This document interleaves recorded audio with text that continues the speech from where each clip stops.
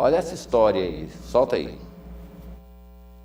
André, a infância de uma criança de 9 anos comprometida pelo pai. Ela vinha sofrendo abusos desde os 7 anos de idade. A gente está aqui na DPCA para tentar falar com o acusado desse crime e com a delegada também, Renata Vieira, para saber mais informações desse caso. Vamos lá, Wesley.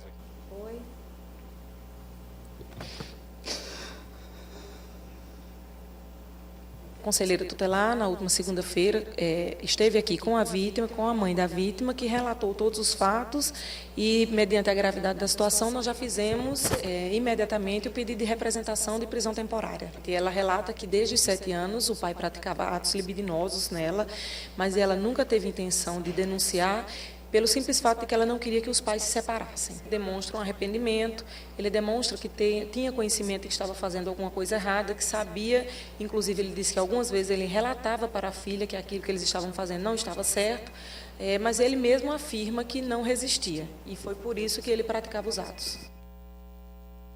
Eu eu vou mais longe. Por que eu falo que aqui no Capital Urgente a gente não mostra a notícia? Porque se você pegar essa notícia, provavelmente você vai pedir cadeira elétrica ou prisão perpétua ou pena de morte para ele. Não vou defender.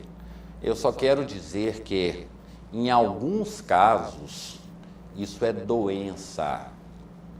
E ele, como a menina disse, que ele dizia que não se controlava, que não sei o quê, isso é doença.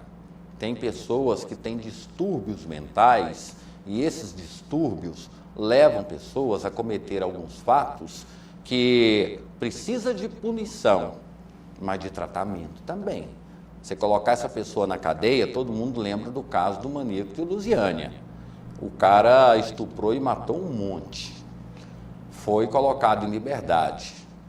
Continuou fazendo a mesma coisa.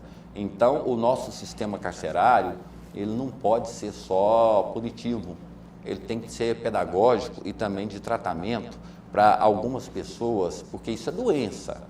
Porque a pessoa que faz uma coisa errada e depois se arrepende, é uma doença.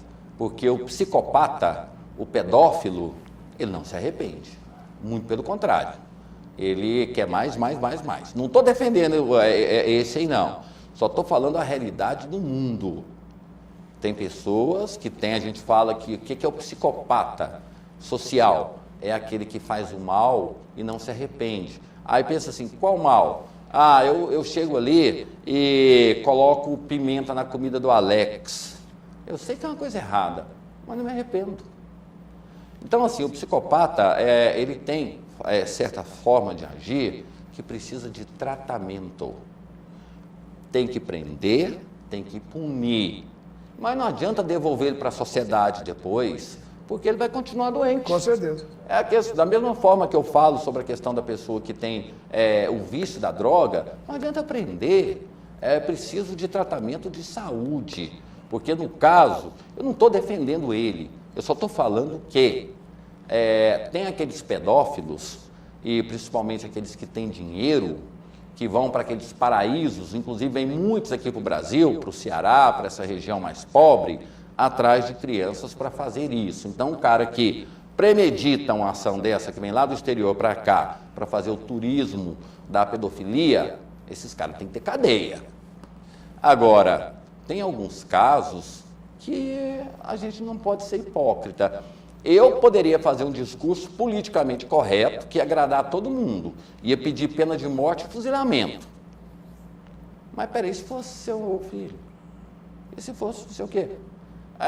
Isso é uma doença, em alguns casos. Doença. Precisa de tratamento psiquiátrico.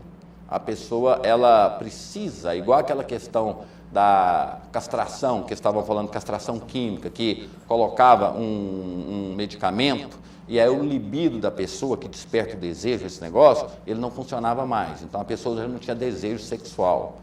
Aí eu falava, não adianta, você tira o desejo sexual, mas você alimenta a raiva, o ódio. Aí ele deixa de estuprar e passa a matar. Então a gente tem que estudar as coisas aqui no Brasil e no mundo de forma mais complexa. Eu não estou defendendo ele, não. Eu condeno. Para isso ele está preso, vai ser preso e vai responder.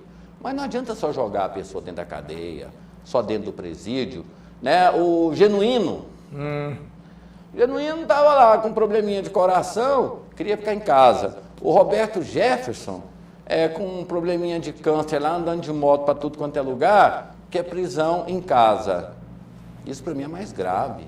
Uma pessoa que tem um problema desse, ela tem que ser tratada.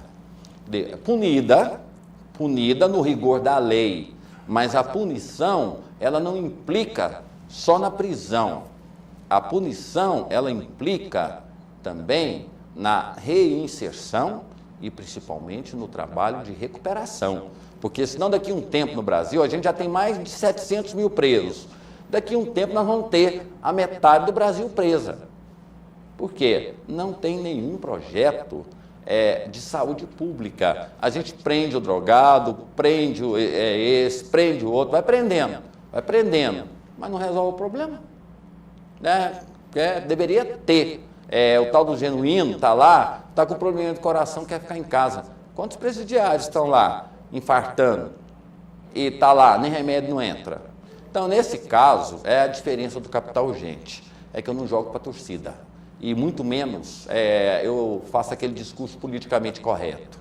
Se a delegada relatou que ela deu indícios ali de que ele tem problemas mentais, colocar esse cara dentro de uma cadeia vai resolver? E outra coisa, se ele entrar na cadeia e falar que foi mexendo com criança, ele já vira mulherzinha. Sim. Então já sai mais revoltado. Não, e não vai resolver o problema. Vai não. A gente tem que resolver o problema com punição, mas com recuperação. Para quem quer.